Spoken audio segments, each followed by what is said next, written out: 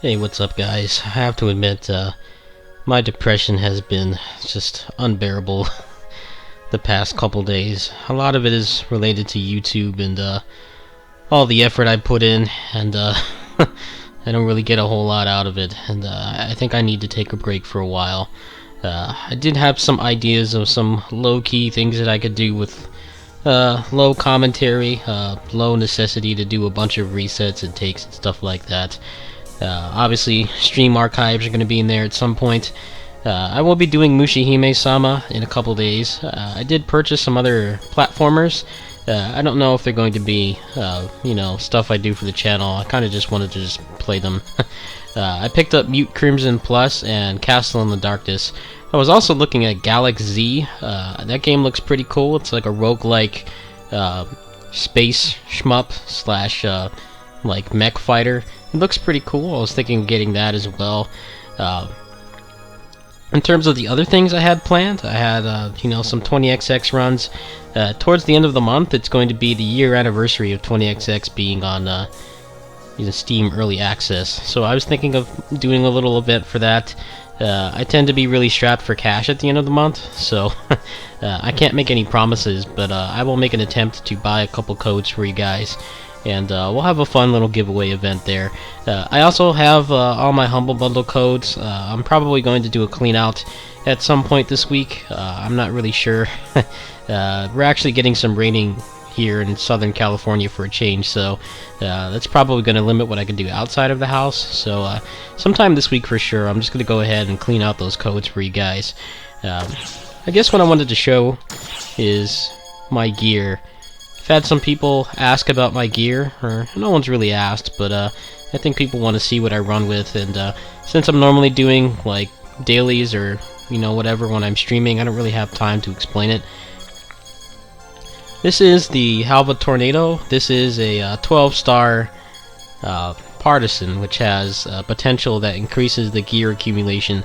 I don't really use this too much right now. I had a bunch of spare 12-star passes. I got it up to 50 element, but the problem is I haven't really mastered the Volk Raptor combos. Apparently, those do like ridiculously broken damage when you're in limit break, and as you can see, I have a level 75 fighter, and I've got pretty much all the extra points from the quests. So at some point I will be using this more often. For now, it's just kind of there for show. This is the Hollow Gimlet. This is not like the best twin dagger in the game by any means, but the potential increases the aerial damage. I think it's like 6% or something, which, it stacks with all the other stuff that you have as a fighter slash hunter, which is, your fury stance, your just attack bonuses from both classes and stuff like that. I find it does pretty good damage. I would like to replace it at some point. I'm definitely a big fan of the twin daggers.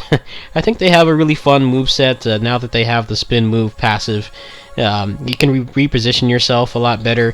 You don't have to rely on Raging Waltz so much, which on some bosses can get you killed, because when you use Raging Waltz, what it tries to do is it tries to home in on the enemy that you're facing. But the problem is that you go down quite a bit. Like on Guarzik Morde, the Coronia boss, I found that Raging Waltz was getting me killed a lot because my character would swoop down before he would do the uppercut slash, and sometimes, her attacks are like huge, gigantic hitboxes. If you're anywhere near the area where she's swinging, you're going to get hit. So I changed around my moveset a little bit, and that doesn't happen as much. I find Raging Waltz is a pretty good move for like locking onto things in an approach, but that swoop down can really screw you up sometimes, especially if there's a trash mob under or next to the boss that you're trying to fight. I don't really know too much about the other really good twin daggers. I will replace this at some point, but for now this serves me pretty well.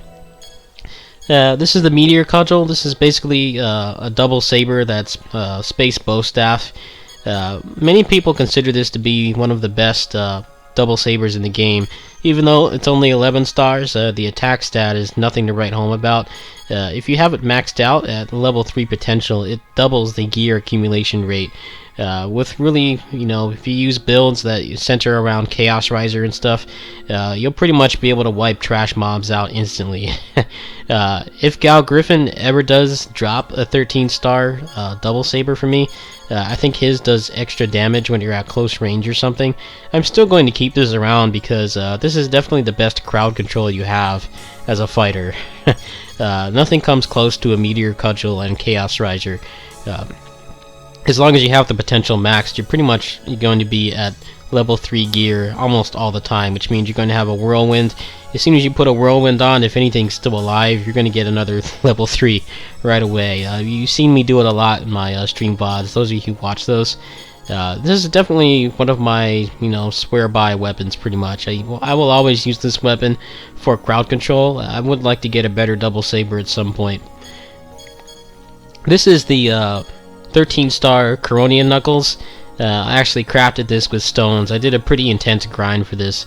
I've still got a ways to go. I need to get the potential up another couple times, but I've been pretty strapped for cash in this game. Pretty similar to how it is in real life right now. I just haven't had the money to do any serious upgrading on this. What this does is it reduces your PP consumption when you're using moves, which is really good on the Knuckles, because the Knuckles are all about, you get a stun, you pop Limit Break, and you just go crazy with your PA combos. And if you have Tech Art's JA bonus, you're going to be getting another extra 15%. You stack that with everything else, you're doing ridiculous damage. Even with my, I guess it's above average, but not completely optimal gear, I can one-cycle some bosses with this. I've been getting a little better at it now that I have better gear. Unfortunately, it's going to be a while before I can do a whole lot more with this. I need to get the element changed to light. I need to get it up to 60 element. That's going to take a while.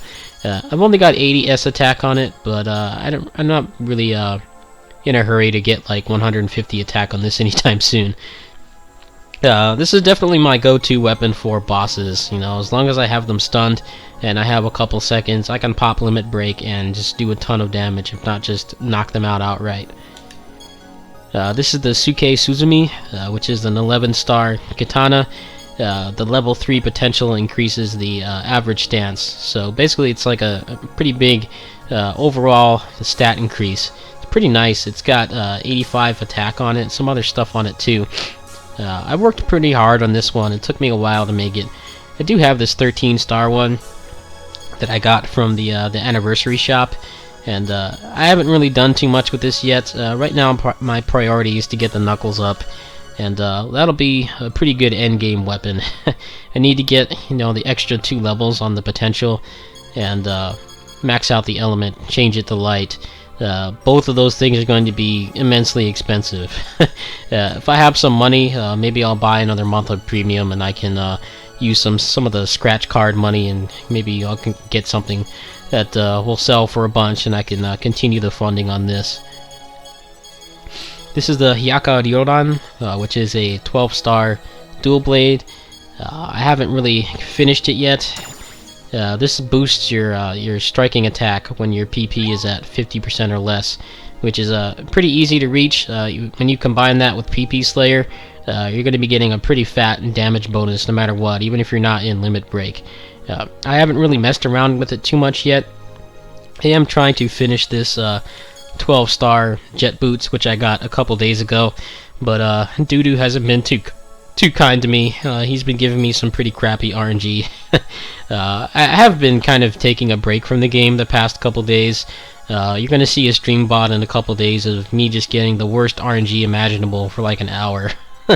It kind of like turned me off the game for a while. I hope I'll be able to get this up to plus 10. The potential is it increases the overall efficiency of the element stance, which doesn't seem too great for me. I don't really have the money for rainbow setup stuff.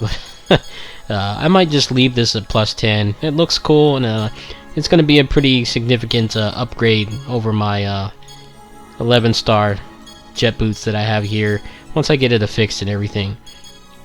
This is the Gold Mila. This is an 11-star twin machine guns, which was really popular back in the day, back in episode 2. I know, from what I understand, the potential, it healed a lot of HP, and you were pretty much invincible with it. Since then, it's been nerfed. I'm actually looking to get a Blitz Fender, which supposedly, if you get the hidden potential on it, it increases your crit to the point where if you build your skill tree properly, you can have like close to 100% crit. That sounds really fun. I'm actually enjoying playing Gunner a lot more, that I changed the L1 lock-on feature to just click it once instead of hold it down. It makes the stylish rolls a lot easier to use, so I'll be using that more often. Finally, I have my Psyche sets here. These are not really spectacular. Like I often look at the people that I'm with in EQs, and they have like super crazy gear. We're talking like plus 150 on all 3 of their armor pieces, which is like an extra 450 attack. That's huge. I haven't really gotten to that point yet. Now that they have an X cube, item that you can get that increases the affix ratio or odds by 40% instead of 30. I hear it's a lot easier to affix things, but I don't have the funds for it right now. I do want to get these upgraded at some point. 60 attack is definitely making me fall a little bit behind in the damage department. I have 2 sets, one for S attack, one for ranged attack for my gunner. But yeah, that's pretty much my gear. I will be working on this more. I don't know if I'm going to be playing this once my premium expires. The next thing that I'm really interested in trying out is they're going to have a new challenge quest that actually looks really fun. From what I've seen, the challenge quest isn't as annoying to do as the other verse, in DFO. Like, that's just, I've never had any interest in doing that at all. But this looks a lot simpler. It's going to be a lot shorter from the footage that they've shown.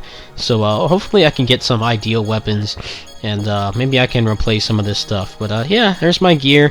There's a little forecast for you guys. Like I said, the next major release is going to be the Own Spear remake. Past that, I'm definitely in a wave of uncertainty right now in terms of what I can do, since the Musa Marathon didn't go too well. I really don't have the funds to get a PS4. I guess my links are in the description. The next couple days you'll have a couple stream VODs and some exclusive videos. I'll try to put out some Transformers combo build runs for you guys. Maybe some DMC4. I'm just going to work with what I have right now. I will have Mushihime-sama. I did get a couple games from the sale, so this month's going to be low-key. I think it will be better for me. I think it'll be better for everyone if I just lay low for a while and try to just relax. I'm honestly at the point where I feel like my YouTube channel is never going to be successful, and that's been a big source of my depression. I hope that it will change at some point, but honestly, with all this work I'm doing and the low return that I'm getting, I'm not really sure what to expect. But I do love doing this. I just wish that the money wasn't such an issue in terms of limiting what I can do and stuff like that. But we'll see what happens. Anyway, see you guys tomorrow. Peace.